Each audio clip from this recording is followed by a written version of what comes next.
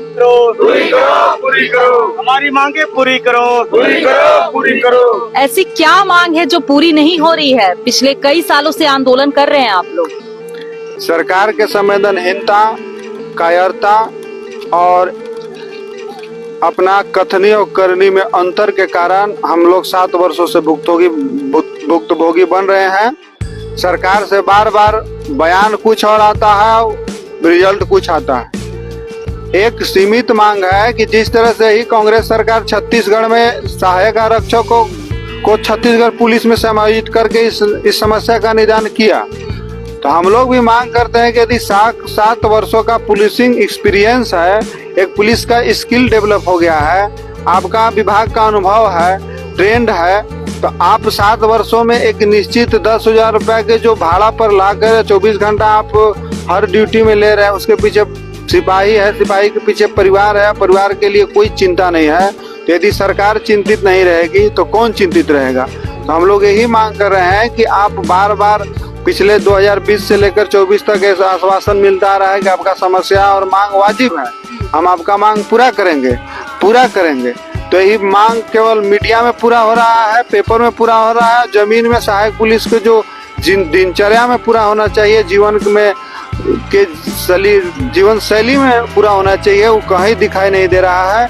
इसलिए मांग है कि आप भी, कांग्रेस सरकार झारखंड में घटक दल में शामिल है, तो सहायक पुलिस कर्मियों के 7 वर्षों के अनुभव और कर्तव्य के स्किल को देखते हुए झारखंड पुलिस में समायोजित करें और गांव गरीब के जो बच्चे हैं, नक्सल प्रभावित क्षेत्र के जो बच्चे हैं, उनके आर्थिक के, सामाजिक के साथ साथ मानसिक शैक्षणिक विकास में एक समाज में अच्छा संरचनात्मक ढांचा का विकास हो, उसमें सहायक पुलिस के साथ साथ उसका परिजन का भी भूमिका महत्वपूर्ण हो।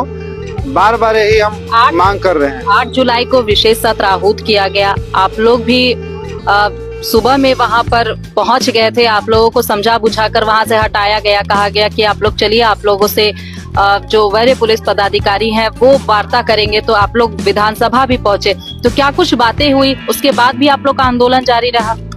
हम लोग अपना प्रदर्शन के माध्यम से विधानसभा हो या राजभवन हो, सीएम आवास हो, सरकार के यदि कान के चदरा मोटा हो गया तो उस चदरा तक आवाज जाने के लिए हम लोग उनके नजदीक जा रहे हैं। उसी कड़ी में था विधानसभा ने हम लोग शांति पूर्वक जाकर अपने इंकलाब को, अपनी आवाज को बुलंद किया और उन लोग से कहा कि हमारे भूख दुख की लड़ाई है, मजबूरी की लड़ाई है, 7 वर्षों से हमारे साथ केवल आश्वासन और छल किया जा रहा है।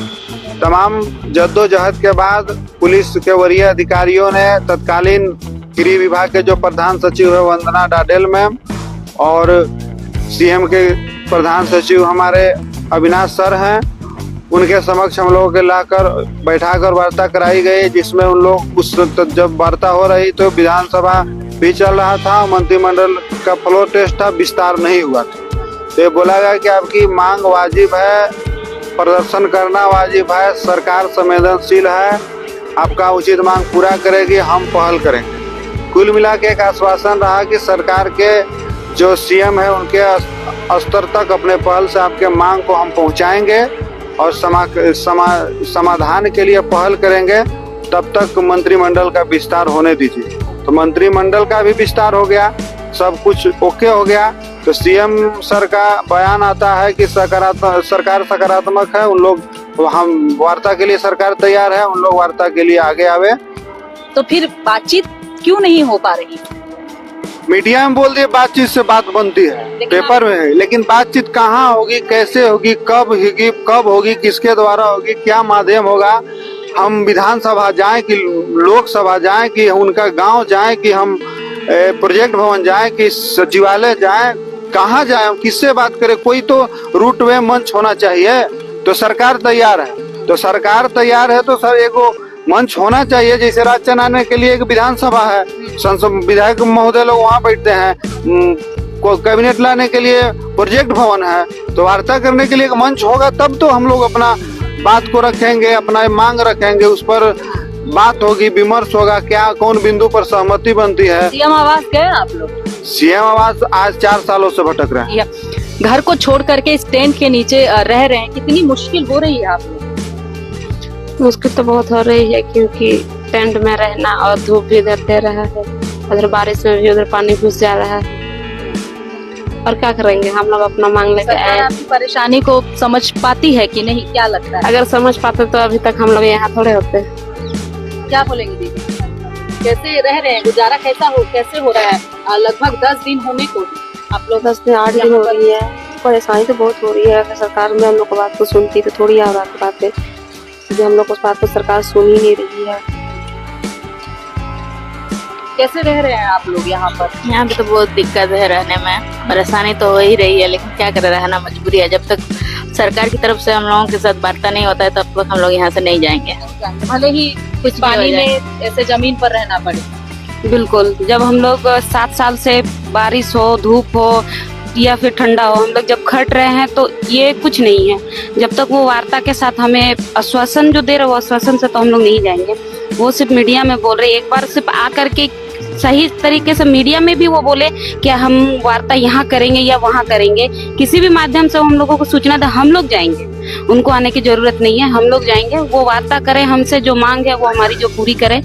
मेरा तो सिर्फ एक ही मांग है, जिला बल में वो समायोजन कर दें, क्योंकि अगर वो समायोजन कर देते हैं तो आगे हमको उसकी कोई दिक्कत नहीं होगी। वो हम किसी भी तरह से अपना गुजारा बसर जो भी है, अपना फैमिली का मैटर जो भी प्रॉब्लम होते वो मैं देख सकूंगी। नहीं तो ऐसे में तो 10,000 में गुजारा पॉसिबल नहीं है, क्योंकि 10,000 में यहाँ बहुत कोई है जो खट करके बाहर भी खट रहा है।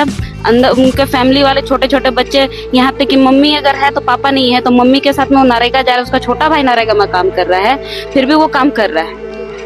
10,000 में जितना पॉसिबल हो पा रहा है उतना दे पा रहे, क्योंकि देखिए 10,000 में हम लोग एक हिसाब से देखा जाए तो 2 चूल्हा जला रहे, एक अपना घर का, एक अपना। तो हम मान के चलिए, सब्जी यहाँ आलू का दाम अगर आपका 35 रुपए किलो होता है, 25 रुपए किलो होता है, तो वो कैसे खाएगा? 25 रुपए किलो। यहाँ तो 1 महीना चलने के लिए आपको 4 किलो आलू की जरूरत बिल्कुल है, और घर में भी 4 किलो के आलू की जरूरत है। तो आप बताइए, वो 4 किलो आलू अगर 100 रुपए वो आलू खरीदने में ही लगाएगा तो तेल कैसे खाएगा? तेल का भी तो दाम बढ़ा हुआ है। ऐसा तो ये नहीं है कि पानी में हम लोग से बना लिया और खा लिया, ऐसे भी गुजारा हम लोग करते हैं, लेकिन वो मजबूरी में करते हैं कि चलो आज नहीं हो पाया तो कल तक करें। वही है, कब तक करेंगे? गुजारा कर रहे हैं, कब तक करेंगे? तो ये वार्ता 2 साल से जो डर भी है कि अब क्योंकि समय कम है, सरकार के पास भी समय कम है, 3 महीने ही रह गए, उसके बाद आचार संहिता लग जाएगा, तो इस बात का भी आप लोगों को डर सता रहा हो? देखिए, आचार संहिता से हम लोगों को कोई डर नहीं है, क्योंकि आचार संहिता वो अपने लगेगा ही। उनका जो कार्यकाल वो समाप्त होगा, जैसे हम लोगों का कार्यकाल समाप्त हुआ है। अगर इस समय नहीं आते तो हम लोग हो सकता था कि अगस्त में भी आते। अपना फरियाद कहाँ लेकर के जाते? चाहे राज्यपाल सर के महोदय के पास आते, कहीं तो कहीं हम अपना समस्या को लेकर के आते हैं। आचार संहिता लागू होने पर भी मुझे यहीं आना पड़ता है, क्योंकि मेरा रोजी रोजगार खत्म हो चुका था। ये लगभग खत्म ही हो गया है। अगर अभी इस साल एक्सटेंशन ही बढ़ता है तो एक्सटेंशन से मुझे नहीं लगता कि हम लोगों का अगले साल कुछ भविष्य सुधार पाएगा, क्योंकि जो 7 साल हम लोग दे चुके हैं, वो 7 साल में कईयों ने तो 30 एज पार कर चुके हैं, कईयों 35 एज पार कर चुके हैं। अब बताइए वो किस लायक बचा है? वो ईट भट्टा में भी खटने लायक नहीं बचा है, क्योंकि ईट भट्टा में भी अगर खटिएगा तो आपका शरीर मजबूत होना चाहिए। और यहाँ जिस तरह का आप लोग को लेकर एक और बातें सामने आ रही है कि आप लोग जिस मांग की बात कर रहे हैं वो तो लेटर में मेंशन ही नहीं था। देखिए, लेटर में मेंशन नहीं था, यही नियम को तो उनको बदलना है, क्योंकि हम लोग 7 साल से एक ट्रेंड हो चुके, एक ट्रेंड पुलिस है, सिर्फ और सिर्फ हथियार का हमारा बाकी है। अगर हम लोग हथियार ट्रेनिंग कर लेते हैं तो पूरा फुल जिला बल के साथ हमारा ड्यूटी हो जाएगा फिर। और अभी तो जिला बल के साथ ड्यूटी कर रहे हैं, भले लाठी ड्यूटी कर रहे हैं, लेकिन कर रहे हैं। यहाँ तक कि ASI सर लोग भी तो अपना लाठी ड्यूटी ही कर रहे हैं। ये तो सभी कोई हथियार लेकर के ड्यूटी तो नहीं करते हैं, सभी लाठी ड्यूटी करते हैं। तो एक हिसाब से देखा जाए तो हम लोग तो पूरे के पूरे जिला बल में, तो फिर हम लोगों को उस तरह का जो बातें आप समझ रही है, जो बातें मीडिया को आप समझा रही है, जो बात आप अपने लोगों को समझा रही है, ये बातें आप सरकार को क्यों नहीं समझा पा रही? सरकार समझ रही है, लेकिन वो चाहती कि अगर मैं इन लोगों को परमानेंट कर लेता हूँ तो अगला को मैं क्या जवाब दूंगा? अगला को आप कैसे जवाब दीजिएगा, ये तो आप पे मैटर करता है, क्योंकि आप इसके यहाँ के मुखिया हैं। अगर आप मुखिया समझा नहीं पाएंगे तो फिर कौन समझाएगा? वो समझ रहे हैं, लेकिन वो चाहते नहीं है कि हम लोगों को उसमें समायोजन किया जाए।